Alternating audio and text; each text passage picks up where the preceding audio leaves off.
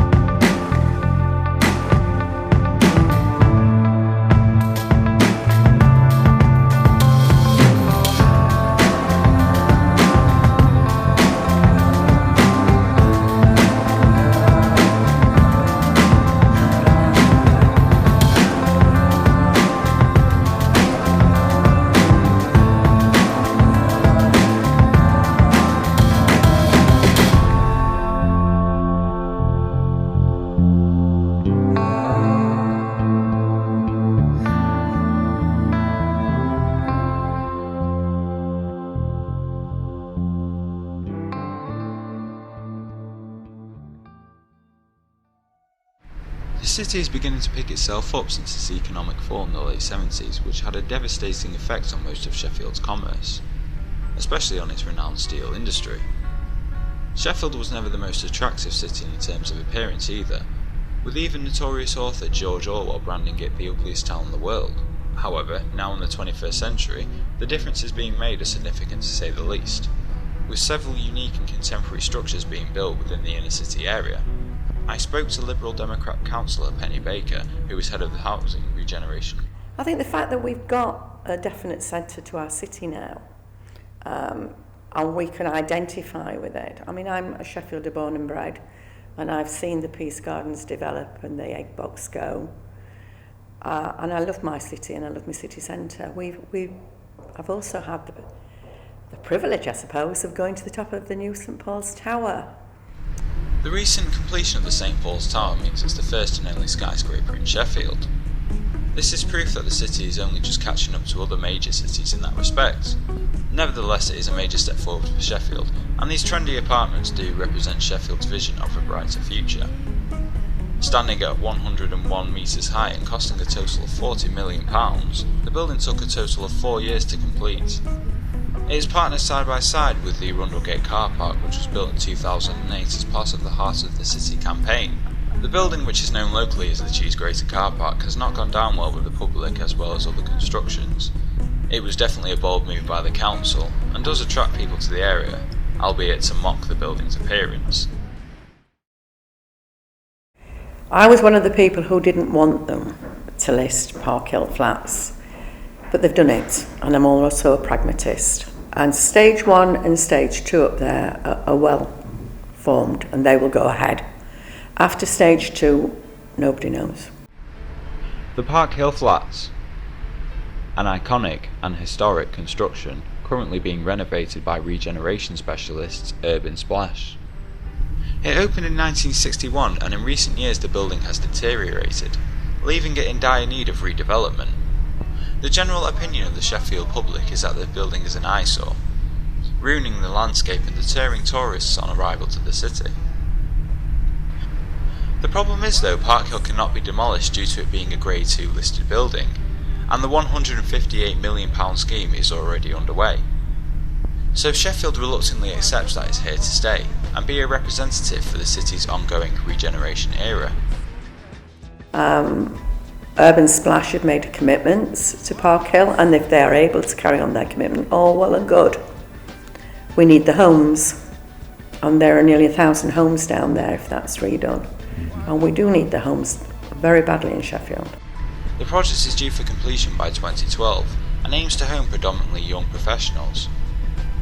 If Urban Splash is successful and can redevelop Park Hill to a good standard, perhaps the building will win over the people of Sheffield and provoke enthusiasm for future regeneration projects. I'd be very surprised if now we have the gold route, that would actually be somebody's first impression of Sheffield, because you come out of the railway station and you have the wonderful walk through. The Gold Route was a government scheme which began back in October 1994 to redevelop the route into Sheffield city centre, in order to give visitors and tourists a warm welcome. It was a joint operation with an earlier regeneration plan called the Heart of the City. The Gold Route begins at the train station in front of a water cascade and a metal structure, symbolic of the city's renowned steel industry. The route then takes us up to Howard Street towards Hallam Square, again with some architecture representative of the city's history. The Millennium Galleries and Winter Gardens is the next stage for the Gold Route, opening in 2001 and 2003 respectively. These buildings were originally part of the £185 million Heart of the City project and took the place of the council offices which lay there before. From the rear of the Winter Gardens, people can see the recently redeveloped area in front of the Crucible Theatre. Next on the Gold Route is the Peace Gardens, situated next to the Town Hall and completely rebuilt in 2004. This area has an impressive water cascade and landscape features. The fountain was a dedication to Sir Stuart Goodwin, a founder of an important Sheffield steel-making company.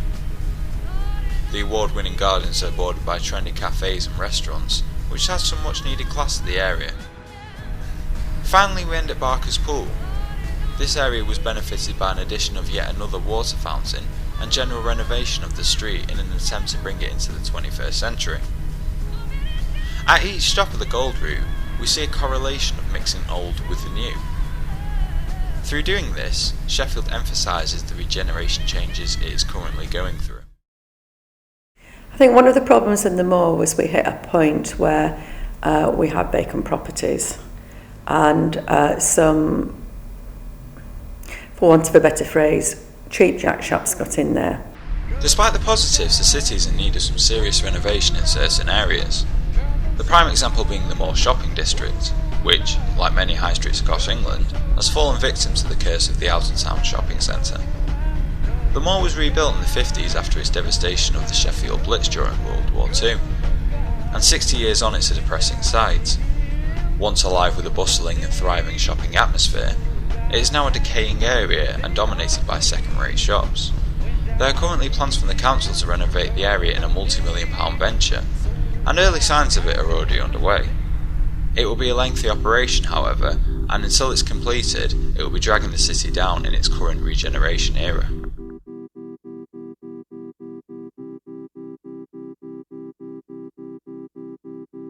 I think we are an influential city. I think we do it in the Sheffield way. Sheffield has never been a city that stands up and shouts, "I'm here, I'm here, I'm here." Perhaps that's a failure, perhaps we should. We want our district centres to develop. We're putting a lot of effort and we're investing in our district centres. It's a major political objective that every community will have a heart. So we've got the hub of the wheel, now we want to sort out the spokes.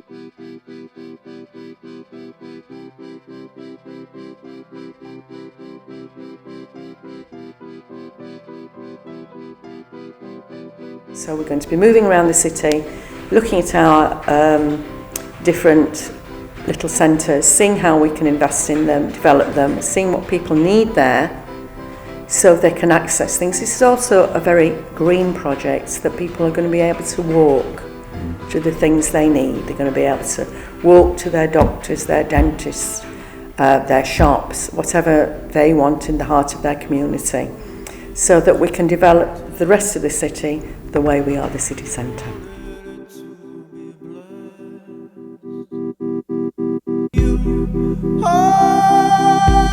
Already know how this will